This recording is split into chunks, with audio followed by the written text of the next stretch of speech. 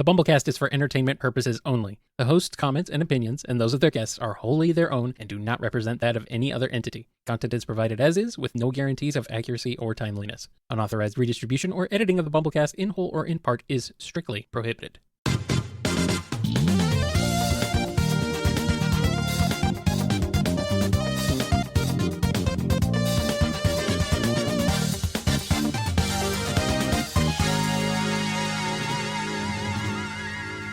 Welcome to the BumbleKast. I'm your host, Ian Flynn, the Bumble King, and joining me as always is my Bumble co-host, Kyle, JCRB Krause. Hello, we're back, and we have loads of questions, and we're not going to waste any time getting to them. Not at all. They all come from our patrons over at patreon.com/BumbleKast, Ko-fi.com/BumbleKast, and our YouTube members. Yes, indeed. Let's start off with this one from Andrew D. If you were finally able to add the Freedom Fighters into the comic, but they had to be exclusive to Classic Sonic, how would you reason us never seeing them in Modern Sonic? I know we're ready to go through this with other characters like Mighty Ray and Fang's Gang, but those seem to make a bit more sense since they constantly travel. But the Freedom Fighters have always been more of a stationary group, unless you plan on reworking that or simply assume Sonic visits them off-screen. That you've answered your own question. Yeah. None of the modern games have gone to the Kingdom of Acorn, or whatever that setting would be for them.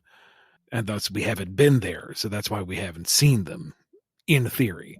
In theory. All right, Alolan Figment has a question. Shadow, Silver, Metal Sonic, and Surge receive a strange invitation from Sonic to an unknown house. They enter inside only to find before them a gourmet chili dog dinner. What hijinks ensue?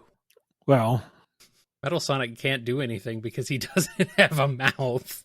Everyone's incredibly wary about why Sonic would invite them to share chili dogs at all, but at someone else's house, things go just fine. Shadow would have what he wants and leaves. Silver enjoys himself and leaves. Metal Sonic is mad because he cannot eat chili dogs and thus is not the one true Sonic. Yes. Surge just trashes the place out of principle. And then they go about their merry way, and a few minutes later, Starline comes running in going, No, I'm late. My trap failed. No, darn it! What trap? Well, they all lured there with the chili dogs, thinking it would be Sonic, and then, oh, never mind, it's ruined anyway. Oh, okay. Go get crushed by a rock, Starline. Maybe I will. Okay. Oh, this is a question for me. Uh-oh. Yes. This one comes from Ann Tails. Question for Kyle. Now that you've had the opportunity to stand for Blaze and Whisper in response to my two previous Bumble questions, I now request that you stand for a male character in the Sonic franchise, any you'd like. Include as much headcanon as you wish. I'm going to stand for my boy Mighty. Yeah. Because Mighty freaking rules. He's just a cool, chill dude who punches things real hard. And Knuckles is kind of like that too. Although I feel like Knuckles is a little more high-strung. Mm-hmm. He's got more of he has like a job. Mighty just is like chilling out. I don't know if he has a job. I don't know what Mighty does. Does Mighty do anything, Ian? Like, does he? I mean, it's a lot of hard work being the coolest dude 24/7. I mean, yeah, but I mean, does he I'm just curious. Does he do anything else? Like, I'm curious. Does he just go around punching mountains? Is that kind of his thing? Not officially, as far as I know. Okay. He just hangs out with his buddy Ray, and they just go on cool adventures that we never get to see, sadly. I'm sad. I want to see Mighty adventures. Clearly, we're in the wrong timeline. I would like to see it. I don't know. I've always just, had an interest in Mighty. I don't know. Because in Chaotix especially, he looks a lot like Sonic, so I've always been like, what's this guy's deal? Why does he look so much like Sonic? And then, in the comics, he was like a cool, chill dude, and I'm like, this guy's cool. I like him. He just punches things, and that's cool. He doesn't punch things in the same way Knuckles does, but, they're like good punch bros. I like them both, so, but I gotta go with Mighty. I'll go with Mighty. I don't have much to say about him other than, he's cool. He's less obnoxious than Sonic. He's less on edge than Knuckles is. He just doesn't care. All right, let's move on to this one here from Arcbeetle. Do Mobians eat Mobinis, Chow, Wisps, or Cocos? No. Cocos definitely not. I don't think they're edible. I mean, you could try. Unless they're like clams and they have a nice meaty sent her. I don't want to find out myself. I'm being told they are if you aren't a coward. I'm a coward then. Cocoa are like rock candy. No, they're like rocks, not rock candy. There's a difference. No. Do not eat the cocos. I wouldn't eat any of them, really. Well, maybe. But I definitely wouldn't eat cocoa, because that's just a rock. Like, unless it's like a very thin sliced piece of a cocoa or something. I don't know. Anyway, this is getting weird. This one is from Aura. There's some particular story routes of the Shadow the Hedgehog game where Shadow rediscovers his identity and falls into a horrible state of mind while working with the Chaotix. What if Vector successfully convinced Shadow to not give up on himself, and that led him to joining the Chaotix? What directions would you go with that dynamic? That could be fun. Non-committal, headcanon-y personal take on it. I imagine he'd be something of a stoic... I guess fourth wheel isn't really an analogy. Nobody says fourth wheel. Cars have four wheels. You know what I mean? Even more of the straight man than SPO is to Vector's ridiculousness and but Charmy's childishness. SPO has his comedic moments too. SPO, yes. He tries a bit hard. They're all goofy in their own ways. So I imagine Shadow would be there for like the punctuated moments of badassery when needed.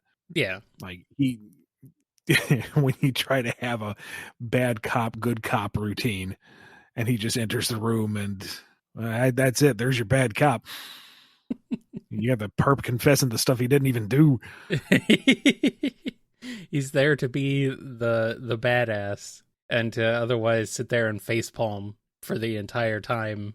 Anytime SBO and Vector and Charmy are doing anything, he's just in the background, just with his hand in his face constantly. Yeah, the bad guys are getting away, and the Chaotix's car breaks down because everything they have is in poor repair, and then just whoosh, there goes Shadow to bring him down. Yeah. All right, here's one from Bladezer. So, Ian, I'm hoping to start writing a visual novel soon. As someone who has written for video games, I think you also helped to write some visual novels. What advice would you give someone who is aspiring to write for these forms of media? I haven't written for a visual novel so much as I helped localize one. So I don't know how qualified I am to talk about that. And I don't have a ton of experience in that genre. So I don't really know how best to recommend how you would go about crafting one. I guess the question is, how straightforward is your narrative? Do you have branching paths? Do you have alternate options? And in that regard, map it out first. I maybe even get like some index cards so you can visualize it, if that helps you organize your thoughts a bit better. If you have alternate routes, could they all conceivably work together, or do you choose the one route and it goes in its own completely separate narrative? Hard to say without knowing what you're going for and what your scope is. But I will say, at least get everything written out first. Plot it out, know your story beats, know what assets you're going to need before jumping into production. Because I feel like you need your story well submitted with all of its individual beats before you move on to anything else. Mm-hmm. At least that's how I would tackle it. Right. All right, here's one from Brain Shark. Somebody shows Surge the world of fan fiction, and she decides to try to make fan fiction in real life. Except Surge likes crack shipping. Surge starts to ship SBO with Tangle and Jewel with Sonic. What types of dates would she set up for these pairs? Also, I screwed up and didn't say Brain Shark. There it's been a while. Fixed it. Just spitballing here, headcanon fashion. I imagine it would be written in such a way so that when they read it, and she hopes they will, she'll make sure they do, it just makes them uncomfortable. Well, yeah, I mean, it's written by her. Why would it be comfortable? And Sonic dies in all for fix anyway, so sometimes it's tragic for Jewel, sometimes Jewel does it herself, sometimes Jewel is the hero for doing it. It's a surprising number of stories where Jewel is the hero for doing it, but it's a little predictable by the end, I would imagine. Yeah. What about SBO and Tangle? I mean, she doesn't really have a beef with either of them, so maybe it's just awkward. Given how hard a time she has getting an accurate read on people. I don't know how well she could extrapolate others. Yeah, she's not very well spoken. You find out that all the Tangle and SBO fics are just her plagiarizing various kung fu movie scripts. That sounds about right. And she's really bad at it, so like every male character is SBO and every female character is Tangle. I mean, given some kung fu movies, that's a lot of SBO fighting himself. I mean, yeah, that's a good point. Yeah. All right, Breezy has a question. I'm confused by the visuals used in the comic to depict interdimensional travel. Do you have an internal sense of mechanics as far as either set of emeralds, the jeweled scepter, and their respective proficiencies for it? Are Soul and Chaos Emeralds supposed to be equal in all manners of function, including sentience, or are there differences, like the former's apparent command over fire? When Sonic says as much in issue number 4, was that the honest reaction, or just his best guess on how it works? Best guess on his part. He's no chaostician, no emeraldologist. Beyond that, I'm just trying to follow the precedents set by the games and stay within those parameters, because I don't have any extra insight on that. All right. Here's a question from Camo. Some have issues with your use of references in Sonic narratives, big or small. Would you say your interest in using references could perhaps be refined or subdued for improved storytelling reception, or rather to handle the fandom's bigger internal issue regarding your writing? Reception, I don't know, because I've seen equal measure of folks who are greatly delighted by it and folks who are just like, oh God, this again. Yeah. Those people tend to be louder on the internet, I've noticed. And they already have a predisposition to disliking you and your work, so, you know. Yes, well, I will admit, and I have admitted in the past, that some of them are a little shoehorned in there. A bit on the nose sometimes. Little bit. But it is something I am mindful of, and I do look at the script and go, does this really work? Do we really need to go there? And sometimes, yes, I think it does work. Or, you know, there are, with every comic, every game, every whatever, you need to take into consideration that there is going to be someone new experiencing this for the first time. So they will need some context, or they will need some kind of reference. And I really am not a fan of exposition that covers everything. Like, I want you, let's take Frontiers, for example. If you did not get a particular reference, but you could tell that they were talking about something that's happened in Sonic's past, I want you to go back and play that game, or watch that playthrough, or read that wiki entry and get engaged with Sonic and learn about it and see why it's so cool and enjoy it. And if you did get the reference, you're like, hey, that's part of Sonic's world. That's why they talk about it. That makes sense. Yeah. It's like world building, you know. You talk about stuff that happened previously. It's not like it's a, you know, fully self-contained, everything gets reset every time. Used to be that way, but not so much anymore. That's good. It's a good thing. Crispy Midget 64 has a question. Silver and Cream, eager to know where babies come from, go to Eggman as a last resort. Shadow and Sonic also join in because one doesn't think an alien demon and a scientist isn't the correct way to have kids, and the other one doesn't know because mandates don't let him have parents to teach him. What is Eggman's answer as he sighs, slowly taking off his glasses? Don't they teach you anything at school? Fine. When a mad scientist really wants to take over the world, he inserts an AI construct into an ancient piece of technology, and boom, baby. Is he saying Sage is a baby? She grew up very quickly. She's such an overachiever. I mean, truly, yes. All right, but how do non-AI babies work? Who cares? They're not AI. Oh, okay. They're not mine. Now get out. Perfect. All right. I mean, that tracks. He doesn't know either.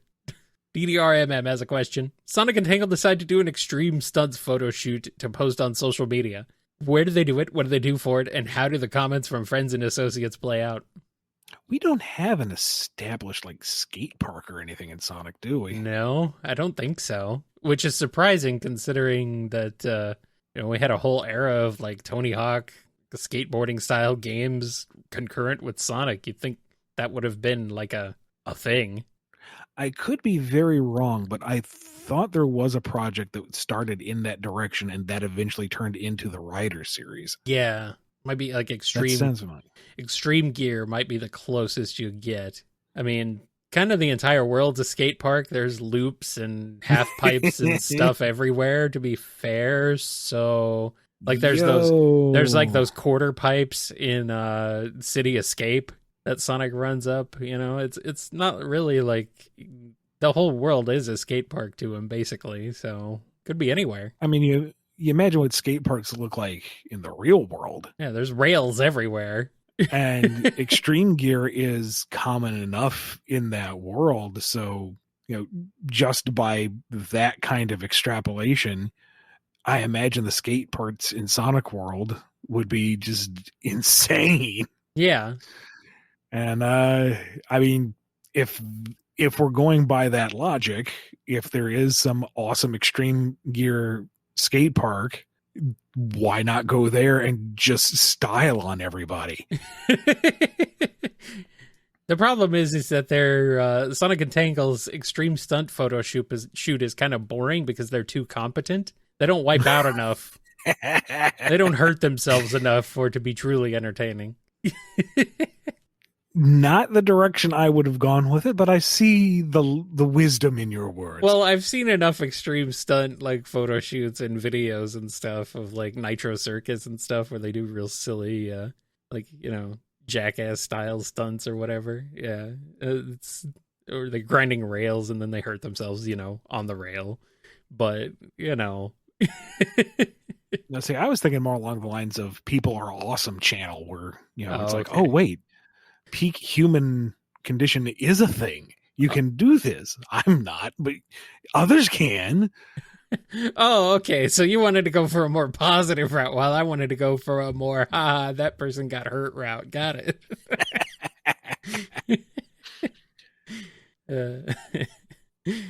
I watched too many of those videos with my stepbrothers who were into that extreme sports stuff in the early 2000s, I guess. All right, Flynn Toaster has a question. If Eggman were to take over Mobius for, let's say, a few years and did his evil thing, what would Sonic's speech be? What would he say to ignite hope in people? What would he say to keep people going when all feels lost? Tricky, because at least from where I'm sitting, I don't see Sonic as the speech maker, crowd rallier. No. He's more the type to, at least in my mind, go in and just get it done. We're talking about, this question just mentions Mobius specifically. I'd assume Sally would be more the type to do that if we're talking Mobius. Yeah. Go back to that old place. It's been so long. But I mean, if we're assuming like modern current Sonic, he'd have to find someone else to do it for him. Maybe Jewel. That's more of an 8. Or Amy. Yeah. Amy's all about inspiring and uplifting others. Let her do it. Yeah. I mean, maybe like, something happens to Sally or Amy or whichever you want to go with. And the Sonic has to be the one to be like, unite people and get them. If it had to be Sonic, at this moment in time, the way I would approach it would be something rather succinct, but positive and reassuring. Mm-hmm. Instilling a sense of fearlessness and confidence that he has into the others as best he can. We will not go quietly into the night. There will come a day when we've dropped all our rings, but that is not this day. Now run for Rohan, for ruin. Nobody has swords, so he's just giving high fives. Yeah. Let Omega do the speech. He'll do it. Omega knows exactly what to say. All right, Geo Knuckles has a question. In Mighty Morphin Power Ranger, when Trini morphs, she appears masculine. This is because Yellow Ranger is a boy in the original Japanese Sentai. What are your thoughts? When I was little, I just took that to mean she was less girly than Kimberly, who was extremely feminine. But Trini Yeah. was like the trained martial artist of the two of them, where Kimberly, I think, was supposed to be more of a gymnast. Yes, she is. So I thought, okay, that just makes more sense. She's getting in there with sai or daggers or whatever it was. So, of course, she has the full suit, and Trini's in the back with the arrows, so she can have the skirt. Yeah, it makes sense. I noticed the skirt missing when I was a kid, but I never really thought about it or cared much. So No, I mean, I gave me momentary pause. Like, why doesn't she have the skirt too? Well, I guess because she's in there, kicking and flipping more. Yeah, that makes sense. all right, whatever. didn't really bother me and didn't notice. I mean, noticed, but didn't really care. Hearts13 has a question. If they existed in the previous timeline, what versions of Honey the Cat, Breezy the Hedgehog, and Professor von Schlemmer would have been like? Would they have been closer to their game or Deke counterparts, more or less similar to their post-Super Genesis Wave counterparts, or somewhat or completely unique?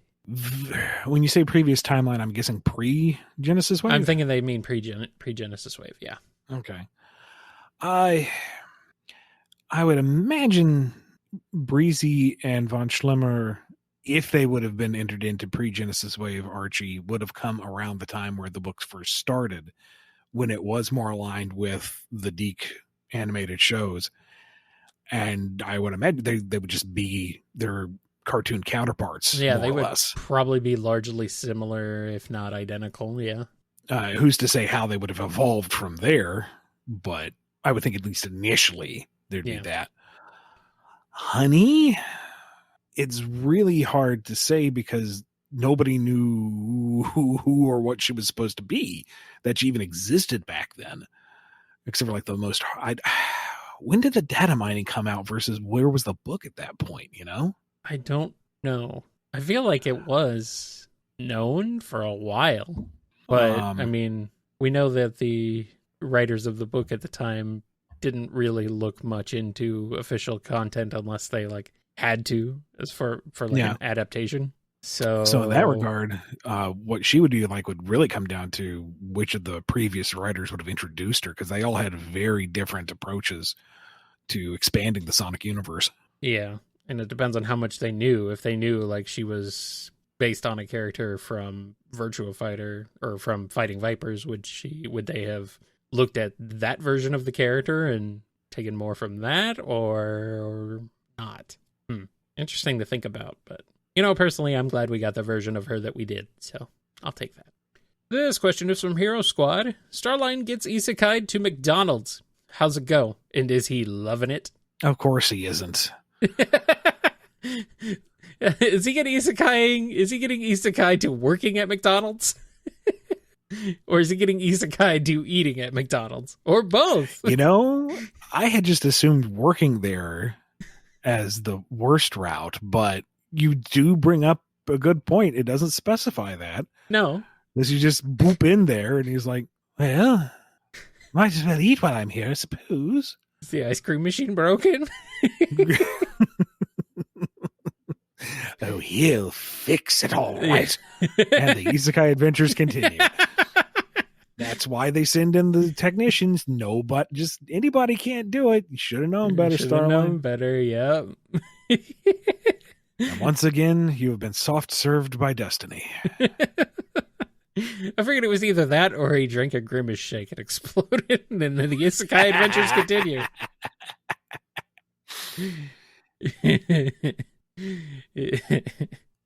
All right, Major Bunny has a question.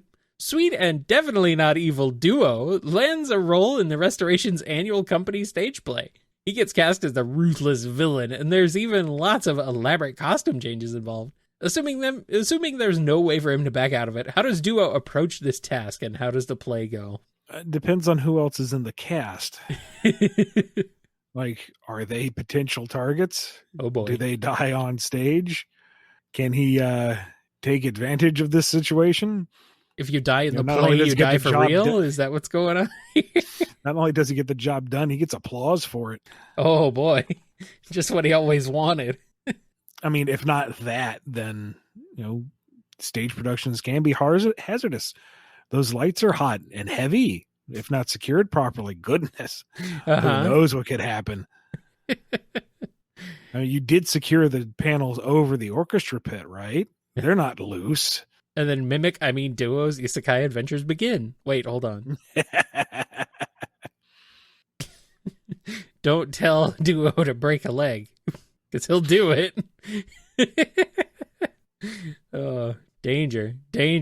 I'm sorry, what was the play we were doing again? Macbeth. Oh, no! Hashtag terrifying smile. Oh, no! No! No! What's that? Whispers cast as Polonius. No! Goodness. You monster, Ian Flynn. You know, I think I'm with all those people on the internet now who are like, you think you're the worst person ever, because that's terrible. You're a horrible. You're an awful person. I screwed up the joke anyway. Polonius is in Hamlet, and that's what I meant to say. Oh. But there's a lot of whatever. death in Macbeth too. So yeah, whatever. It's. I didn't think it matters. It's Shakespeare. Everybody dies. Not in all of them. And all the most well-known ones. And all the ones anyone ever cares about. All right.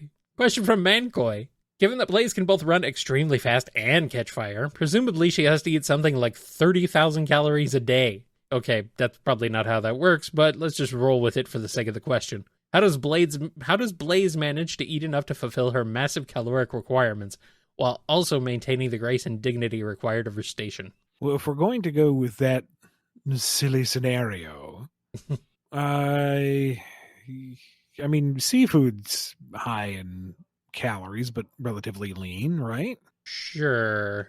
And her world is not as technologically as advanced, so I imagine the rampant mercury poisoning that ravages our oceans doesn't exist there. And she's a cat.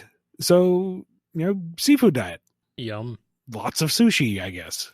I'm being told I pronounced it blades, apparently. Whatever. I didn't catch it. Shut up. Here's one from Mel. In the Bizarro universe where Sega makes you pick one of the other original Diamond Cutters to swap fates with Whisper, who would you end up letting survive Mimic's betrayal, and how would they fit in with the rest of the cast? Probably Claire, since she actually had feelings for Mimic. Yeah. And that makes it extra tragic. Uh-huh. Like, not only did she survive, but she, is the only one left to hunt down the one that she actually cared for. Trauma. Also, she was more of a scout than anything, not really an offensive member of the team. So making that transition from I'm kind of standoff to I'm going to shoot you. Uh-huh. Also tragic. Tragedy. Tastes so good. As I said before, Ian Flynn, you are a monster. Also, she has the most puntastic name out of all of them. So really, that alone should move her to the top of the order. I mean, yeah, really. Truly. Well, on that depressingly accurate but sour note, we're going to take a quick break, enjoy a couple of patron-sponsored ads, and we'll be back with more right here on the BumbleKast.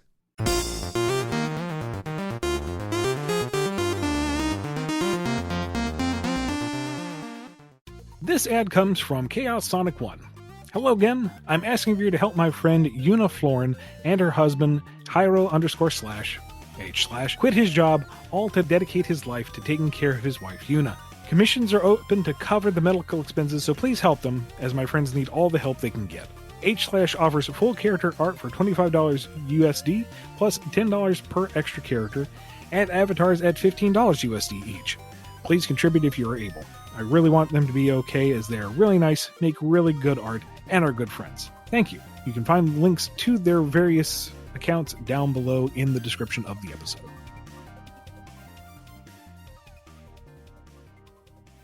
This ad comes from BeeExtraordinary. Hello everyone! A BumbleKast and Sonic community member recently put out a call for mutual aid that we wanted to use our platform to amplify. You can find the full story of Bee's friend and her brave journey to safety and financial freedom, and a GoFundMe link pinned on her Twitter @TheWondrousBee.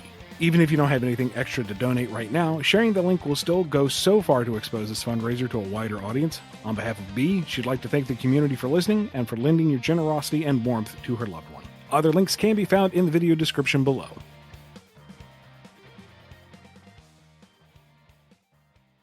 We're back, and we're starting off with our weekly giveaway question. Follow us on our Twitter, Tumblr, Blue Sky, and Facebook accounts for your chance to win and have your question answered on the show for free. This week's winner is... A Stellar Dreams. From the Eclipse Nation, I'm aware that the alien doesn't have a chance of returning anytime soon, but have you considered bringing the general idea of him back for the future in the comic? Like a spiritual reincarnation? The thought has crossed my mind, but I don't know how accessible the concept of the Black Arms are right now. And he's very crucial to that's like his entire underpinning, unless you make him a new independent alien force. Which is kind of what you did. Yeah, but then you lose the familial connection with Shadow. Yeah.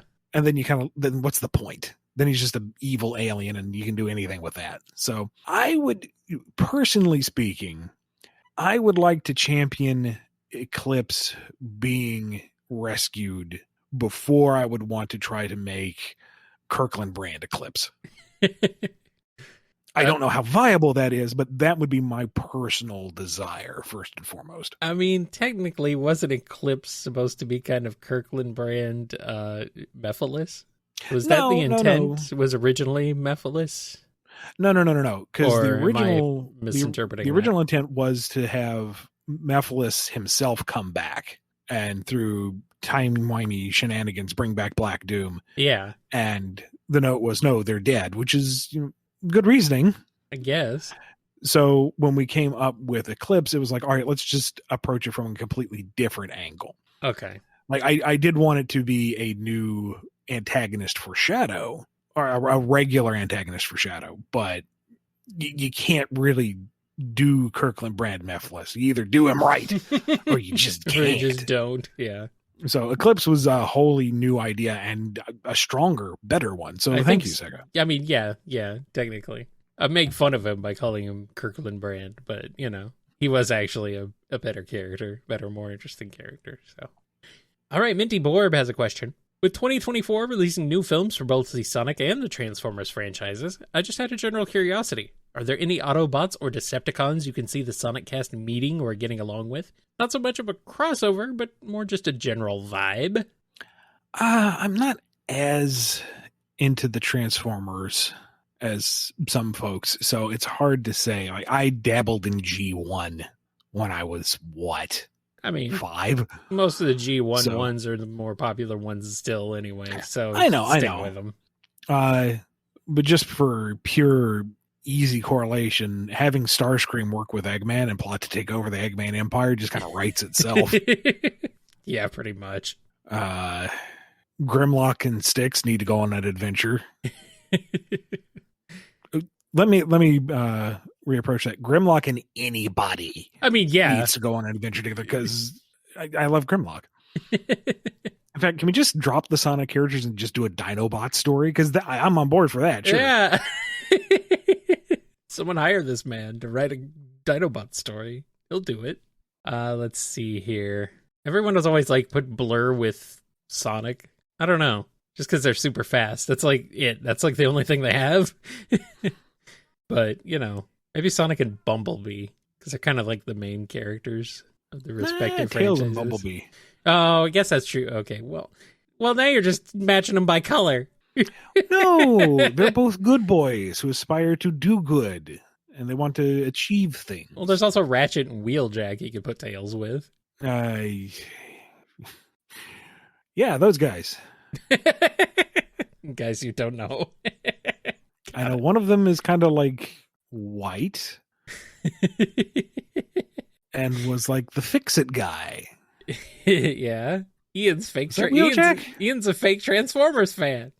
No, I never claimed to be a Transformers fan. I have a passing understanding of it. I know. Wheeljack was the crazy inventor. You wrote the crossover. Yeah, and do you know how much research I had to do for that one? I spent days on wikis, man. Yeah, I'm assuming, yes. I mean, that was years ago, to be fair. I mean, I barely remember what happened yesterday, so, Anyway, Mixiger17 has a question. Something I've noticed is that in comparison to other characters, Sonic doesn't have any sort of example where it's a bad thing for him to drop or bend his morals.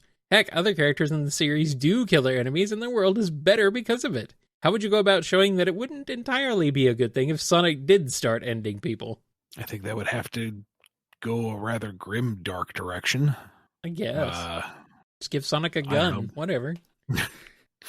Maybe you could set it in a Shatterverse or some other alternate reality to show why that would be a bad thing. If Sonic had gone too far at point A, that has the ramifications so that, things are bad now that we've reached point B. Oh. But I also feel like that would have to be so lore heavy and in your face about it that it comes across as a little preachy. Yeah, and people already had a problem with that when you barely touched on it in the comics previously. If you went full injustice with this, people would have a freaking heart attack on the internet. Let's not mince words here. Like, holy crap. The pushback would be insane. No, do not do Sonic injustice. We don't need that. That would be bad. All right, Omega King 99 has a question. So a few years ago, I recall you both were asked about the show Murder Drones and didn't know of it. Now, sometime later in the series concluding with 8 episodes, if you have the chance to check it out, what'd you think of it? Oh, crap, it's already done? Oh, crap. I forgot that existed. Nah, I still haven't gotten into it. Sorry. Yep, we're terrible. Although, I guess at this point, by the time I do get to it, I'll be able to just binge it straight through and see the whole thing. Yeah, I guess. That's usually how it goes for me. I'm usually about 30 years behind, so catch up with me in like maybe 20-something years, and I'll tell you what I thought of it, maybe. And Peacock Queen has a question for both of us. What are your personal opinions on the headcanon that Sonic could be Arrow Ace? I emphasize personal opinions so that you do not have problems with some fans. Kind of you to offer that caveat, but it won't also help. Naive of you to assume that people will actually listen to that. It won't help. They'll just trim out that part and, we'll go on our merry way. See, this is also kind of like right on the line of the shipping discussion in general. It's not Sonic with anyone in particular, but it's kind of just the general who would he be with, or in this case, not.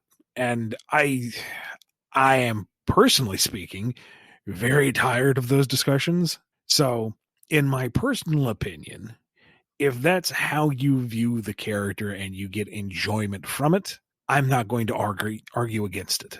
Enjoy the media how you want to enjoy it. And there you go. Yep. And here's one from Pedanticat. How do you feel whenever a story reimagines 2 characters who are famously known for being each other's arch enemy, but are then reimagined in which before they became enemies, they were once close friends? And how would you do your spin on that with Sonic and Eggman? If it's done right, I'm a sucker for that. Yeah. I mean, that's kind of a tragic thing. Like right now, the one show I am finding time when I can to watch is Arcane. Mm-hmm. Yeah. And one of the more recent episodes recontextualized a couple of characters in a way that maybe I didn't know it because of the lore, because I don't follow League of Legends, or I missed the subtext in the first season. I don't think so. I think this added a new element to it. And I was like, this is kind of heartbreaking and poignant. I love it. I do need to catch up on that show, but it's fantastic. Yes. And it's one of the things I'm salty about when it comes to the Star Wars prequels, where the relationship between Obi-Wan and Anakin, for me, was not established in the way to warrant what we got in the original trilogy. Yeah. But there's a whole other discussion to be had with that. And that is very, very much, that's my head canon, not aligning to the canon. And I would be the biggest of hypocrites to let that really stick in my craw. So, moving on. For Sonic and Eggman, personally, I wouldn't want to make it too dire, because this would also be within the classic setting, and that's generally lighter fare, but something to do with Eggman's desire for exploration and empowering himself, coinciding with Sonic's desire to explore and adventure. And then the divide comes when Eggman goes fully selfish in whatever it is that he does, and Sonic's going, no, dude, not cool. And we see the rest. All right. I like this one. It's from Rabbit Haver. Uh-oh. It's a Starline isekai, but this time he finds himself employed at Princeton Plainsboro Teaching Hospital in New Jersey, the setting of the hit Fox Network medical drama House, MD. How does Starline deal with being on the diagnostic team of the cynical and rude but undeniably brilliant Dr. Gregory House? Is this better or worse than being a fine paste under a chunk of concrete? You know what? That would drive an entire season real easy. It absolutely could, yes. And the thing is, Starline would be brilliant enough to go toe-to-toe with House. Yes. And is equally pithy and snarky, so they are just being passive-aggressive and then openly aggressive, so that the rest of the team is just kind of sitting there watching a tennis match, getting tired of it. We have a patient to heal. Could you guys just like put it to bed, or just go to bed with each other or something? Yes. Resolve this.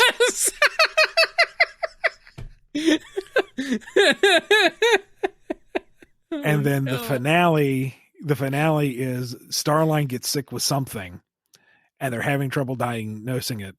And House thinks it's one thing, and Starline insists that it's another. And then House goes, "Fine, prove me wrong." And Starline's like, "Oh, I will." And the isekai adventures continue. Oh, man.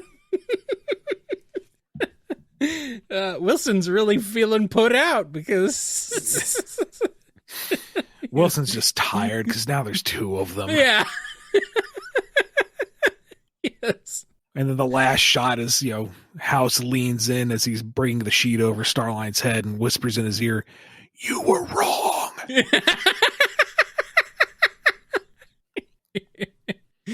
Starline somehow hears it in his next isekai. He's like, "Shut up!" In that case, I am going to treat myself to a McFlurry. What is it going to do? Give me a heart attack? Been there, done that.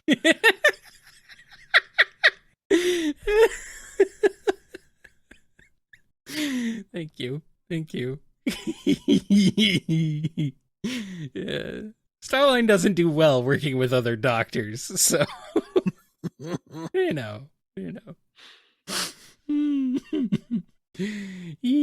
Reckons has a question. Sonic Unleashed, but Chip is the giant killer centipede and Dark Gaia is the tiny chihuahua baby. Their roles are not swapped. How does it go? Can the giant centipede has ice cream? Is Eggman delighted to shove Dark Gaia into a badnik, or does he think this whole thing is stupid? That would be fun, hypothetically speaking. Yes. Of Centipede Chip being freaked out by Werehog Sonic and Werehog Sonic being freaked out by giant monster kaiju Chip, but then both realize, no, they're good people. Yeah. Deep down inside. We already have a design for Dark Gaia tiny chihuahua baby, so that's good. Yeah. I think the biggest hurdle we have narratively is just the size of horrible kaiju centipede Chip. So maybe he can shrink himself down so he's some kind of tiny horrible gremlin monster, or maybe he can turn invisible, but how is he going to fit into the scene? If we're going 1-to-1, Dark Gaia's eyeball was the size of Supersonic. He's a big boy. How do you make that work logistically? But I think you could find a solid message of don't judge someone by their exterior between the two of them. Tails and Amy reacting, going, "The Sonic's like, no, it's cool. He likes ice cream." And they're like, "No, you're a werehog." It's like, "Oh yeah, that too. I also like ice cream." I mean, so do I. So, that's relatable. I also think you would have a fun moment of Eggman being very put out that his great destroyer god from the depths is, small enough to fit in a saucepan. But then he could build some kind of giant, horrible mecha kaiju around it, and it is like this tiny little dynamo inside powering the whole thing. Yeah, it probably would work. Ooh. But... And then for the final boss fight, you have Supersonic chasing down whatever segment tiny evil Chihuahua is in, so you can do damage to that. That might be an actual fun fight if you designed it that way. Yeah. And what is Chip doing? Well, he's wrapping around the rest of the mecha with his horrible centipede kaiju form and holding it steady so Supersonic can chase it down. So they're still working together. Yes. That could work. That could work. I mean, why not? Well, now we got an idea for Sonic Unleashed 2, don't we? Yeah. And like I said, the design for a Chihuahua-sized Dark Gaia already exists. Yank that. How does a giant centipede light Gaia eat ice cream? Very carefully. Scurvy Pirate Dog has a question. After the success of the Sonic Generations remaster, Sega wants you to write a direct sequel to the game, but since the first one was a crossover between classic and modern Sonic, they want this to be a little different, as they give you the title Sonic Generations 2 Sonic Boom. What's the plot? Again, hypothetically speaking, Yes. just for funsies, Lyric gets some kind of crystal thingy, and it opens a dimensional rift. Or, with Sonic Prime having already done Shatter Space, just say Boom is a Shatter Space and revisit it there. And Lyric is crossing the void. And I think Generations had it right where it's more fun to be very simple and celebratory of the material. So have more of an interplay between the Boom cast and the regular cast and have fun with the differences, very tongue-in-cheek and satirical, but also treat it with respect so that they are competent and they are fighting a dangerous force, that they are saving the world. Beyond that, it's hard to say since it's been a long time since I played any of the Boom games, but I don't remember them having as iconic settings or stages as the wealth of material you have from modern Sonic. Yeah. I'm sure you could find something. Or maybe take a page out of Shadow Generations and have it as a hub world and you're fixing things, separating Boom from modern. And that way the game itself teaches you which brand is which and why each one is cool in its own right as you restore it to its proper state. Yeah, that could be neat. All right, here's one from Sleepy. The flame shield allows the wearer to ignore all flame-based attacks, even allowing them to walk on lava. But what's its limit? Can Sonic stand on the sun if he has one on? We won't know until he puts one on and goes out there. Till he tries, yeah. Hop to it, Sonic. Chop, chop. Yeah. I mean, you already went to Stupider and got more Stupider, so you might as well go to the sun and have some fun. Went to Stupider and got more Stupider? I said Jupiter. No, you didn't. Well, it turns out I went to Jupiter and got Stupider, so... It's all that heat from the flame shield. It's going to your head. Yeah. Yeah, I could use a flame shield around here in the summertime, I tell you what. Oh, God. So that's a question. I mean, it obviously protects from heat, but does it emit heat itself? Well, I mean, it causes damage when you do the double jump thing. You do the double tap, so it damages enemies when you do that. And that's got to be a considerable amount of heat energy, so you'd be roasting in there regardless. Ew, don't like it. Give me the bubble shield. Boing, boing, boing, boing. All right, question from Soccer Cat. You, Ian Flynn, are the writer of a new Sonic game where Rouge and only Rouge is the villain. Otherwise, you're free to do whatever you want. How do you handle that? Okay. With this scenario, let's pretend it's a Chaotix game. Well, I mean, yeah, she is a spy, a thief. Yeah, okay. And Rouge is basically Carmen Sandiego. Yeah, okay. And you have to follow the clues and find her and get back whatever it was she stole. Oh, so it's an educational game? It doesn't have to be. Maybe even make it a point of making it non-educational. Okay. Charmy's like, oh no, I'm learning something. Calm down. We're not learning nothing. Oh no, it's Sonic is missing. Oh boy. Spoiler 1001 has a question. When did Tails go from just being a kid that ran with Sonic to Sonic's little brother? At least to Sonic.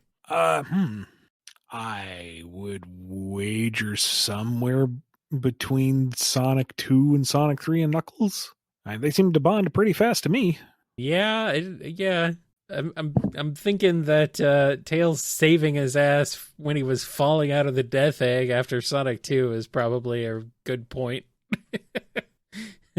That's probably what it like, makes Sonic kind of realize like, okay, this kid's my bro, man. This kid's awesome. Somewhere around there. Tetsuya the Wise has a question. Drogoon question. Hey. Wind is a very uniquely designed character, especially for female protagonist. What was yours and Adam's thought process when designing her? I didn't want her to be a typical protagonist, or rather, I wanted her to be a scrappy, down on her luck type from the get-go. She has all this incredible power, but she can't utilize it. She's from this literal divine race, but she's an outcast. I wanted her to feel very down to earth and very relatable. So giving her that look, someone who isn't particularly glamorous or unapproachable, she just looks like a person within the context of that world. Mm-hmm. And given the namesake, she is like the wind. She is a force of nature. She can be calm and steady. She can be violent and destructive with little regard to what's around her. And all those notes went to Adam, and we, fine-tuned and revised and tinkered with that for a long time. Yeah, I like her design and her personality and everything. I can tell you guys put a lot of effort into making her very unique and cool and interesting. So I'm looking forward to more. We're aiming for spring 2025. Yay! Question from the cyberspace Coco. Sonic is thinking about the gun truck that chased him in City Escape, and something starts to bug him. Who was the driver, and why were they going through such insane lengths to try and get him? He asks the Chaotix to look into it, and they find out it was Silver in one of his previous time travel adventures trying to kill Sonic to save the future. What got Silver so mad that he hijacked the gun truck, and how awkward is Sonic and Silver's next conversation now that Sonic knows the truth? Well, see, Silver couldn't actually smash him with any of the trucks or debris from the rival fight. Yeah. So he figured if he drove this time, maybe he'd have more control. Okay, so he went back further in time. Only to realize that the only reason why Sonic got to him in the rival fight was because he already beat him with the truck. So he's just going to try to smash him with anything he can find. And now Silver is stuck in a perpetual time loop of revenge, and it's really sad. It is pretty sad. Poor Silver. It's going to take him a long time to realize, and say it with me now, children, it's no use. Question from the Might of Gebbera. There's a debate about your statements on the BumbleKast on canon, shipping, and power scaling. Some believe you're not quote-unquote official, while some taking your words to high regard because you are a lore manager. So, is using your statements on a BumbleKast for insights on Sonic canon, worldview, or cosmology, lore, and clarifications on those acceptable? At least, because in the end, you're a lore manager and consultant. While power scaling, aka who would win, and shipping specifically is a purely subjective thing, unless Sega or Sonic Team comes in on it. Generally speaking, no. Do not take anything I say on the BumbleKast as word of God. I am not a representative of Sega. I am not. None of this show goes through any kind of approval process. So the answers I give are my sometimes informed opinion, and I do try to be as honest and clarifying as I can be, but all of it comes down to just it's me. So I'm not going to say anything, or I do not intend to say anything on Sega's behalf, because that's not my job. I do not have the authority to do that. So if you're asking something like, what was your intention with this story beat in a comic or in a game or something, I can tell you my insights from my writing position. Or if there's a bit of lore where it's like, did this happen before this? I've maybe overstepped my bounds in the past, and I'm trying to be more mindful of that. Because again, I am not a representative of Sega. It is not my place to nail down the lore in a public space. We have TalesTube and other stuff for that, and that goes through the proper approvals and channels and whatnot. So, especially shipping stuff, because most of the shipping stuff we get here is silly anyway. Yeah. I'm just riffing on it. And power scaling is yeah, if that's what you like to theory craft with, go nuts, have fun. I'm not validating any of it. I feel like it's a fool's errand. So, too long didn't read version. I am not the definitive authority voice on any of this, especially through this comedy-centric Q&A session. I'm going to be as accurate as I can be from my personal point of view, but I am not approved by or overseen by Sega with this stuff, and they have the ultimate say. So even if I were to say, oh, the canon is this, if everyone at Sega decides, no, going forward it's going to be this instead, well, there you go. That's it. And I'm just making noise. So take everything I say with a grain of salt. Yes, the BumbleKast is for entertainment purposes only. Our last regular question is from Twilord. It's a Lord of the Rings crossover. Amy and Shadow have some wild moments. Turns out the lesser rings made her possessive and him proud. Amy becomes a ring wraith. Shadow chose a torturous, twitching, limiterless death. How does Gandalf comfort Sonic over his failed pleas to each? Dark? Yeah. I mean, it's Lord of the Rings, though, to be fair. It's kind of dark. Yeah. Gandalf puts a comforting hand on Sonic's shoulder. I'm afraid Amy will chase you to the end of your days. And he's like, oh, nothing's new there. It's about normal. Yeah, true. And your companion Shadow is a vile, wretched creature. Tell me something I don't know. Who is now immortal. Uh-huh. Yeah. And unstoppable. I've done it before. You're taking this very well. I mean, nothing changed. I mean, I appreciate all the kind words there, Graybeard, but listen, didn't you have this thing with a ring and a volcano? Well, yes, it's right here. Okay, be right back. Done. Is Mordor imploding? I don't know. I left it too fast. Anyway, what's up? Excuse me. I'm going to put some chili on that limbus bread. See how it tastes. Yum. Gandalf to Tails. Fly, you fool.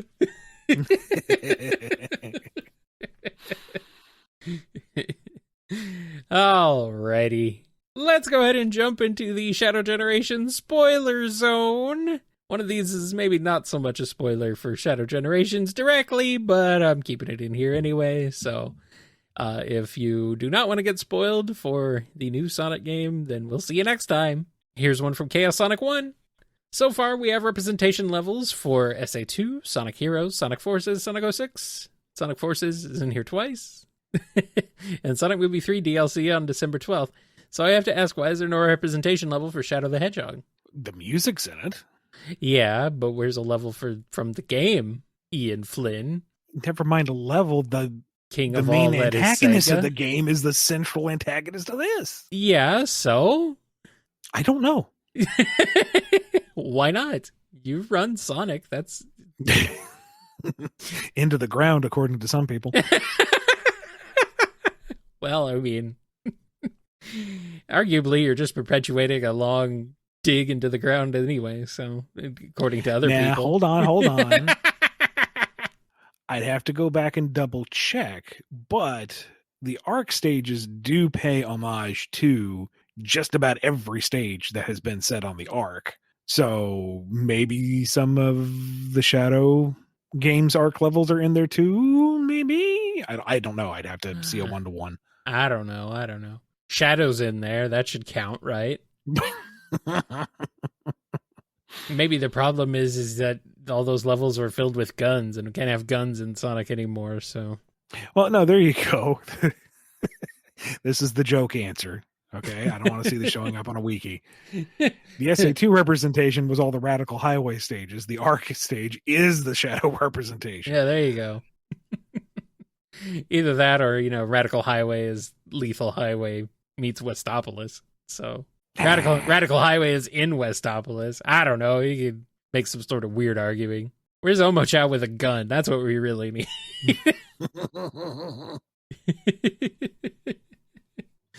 And our last question is from Comic the Hedgehog.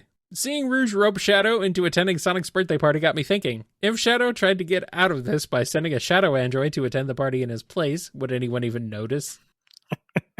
Well, yeah. He's not nearly that sociable. Try to pull this over on us. Wait, the shadow android's more sociable than actual shadow? Talking to people, walking around, engaging. What are you trying to pull here, Shadow?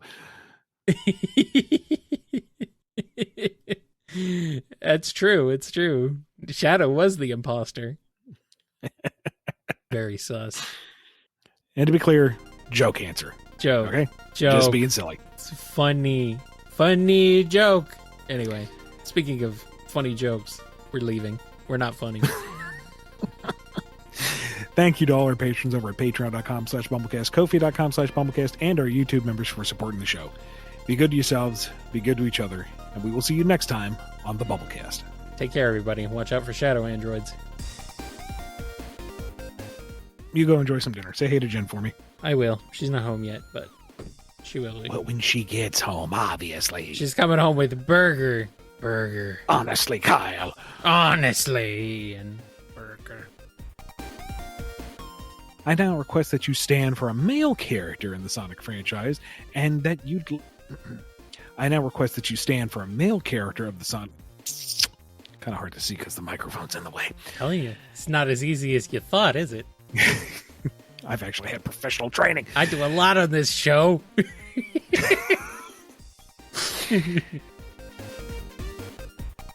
Follow us on our Twitter, Tumblr, Blue Sky, or Facebook accounts to have a chance to win your chance.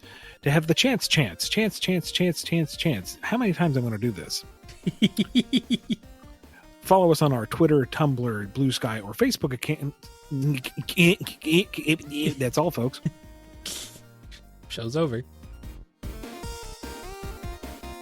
You've been listening to the BumbleKast, a co-production of Bumble King Comics and the KNGI Network.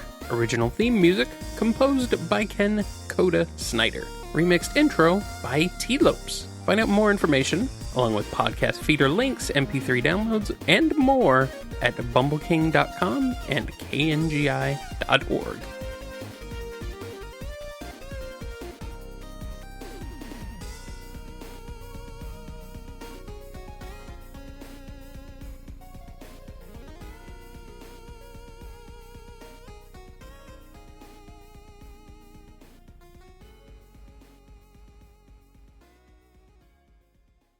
How are you? Okay. Got the kitties back from the vet. Okay. You took both of them? Okay. Wasn't Yeah, sure if you took just the sick boy or both. See, today's session was supposed to be just the general, here are new cats. Let's get them into the system with the vet. Okay. Update their shots. That was the only one that was planned this month. Uh-huh. All the other times were surprises. So you've already done that part, basically. I'm assuming. Well, no, today was the actual, get them in the system and get them their shots and everything. Oh, I thought that already would have happened by now, having them not gone in there already. No. No. And Okay. we were going to get the one's claws trimmed and the little pads put on Okay, because she doesn't like that being handled. And since Aaliyah is immunocompromised, scratches are a concern. correct. Except she was doing gymnastics when they were trying to Well, clip her claws. So they said, here's some sedative. Come back next week. put her to sleep. But they're doing okay. Okay, good. We were a little worried about the one's tail. And as far as we can guess, is he actually used to be a long tail. And Oh, something no. happened. And so they docked it before we got him. And that is still healing. Ooh, okay. But Ouch. it is healing. Well, that's And good. he's not having any trouble with it. So That's good. they both have a head cold. And so give them this medicine. Yep. And keep it up. And so you go. Alrighty. Well, I'm glad they're okay. Glad you're okay, I hope. Yeah, fine. Just tired.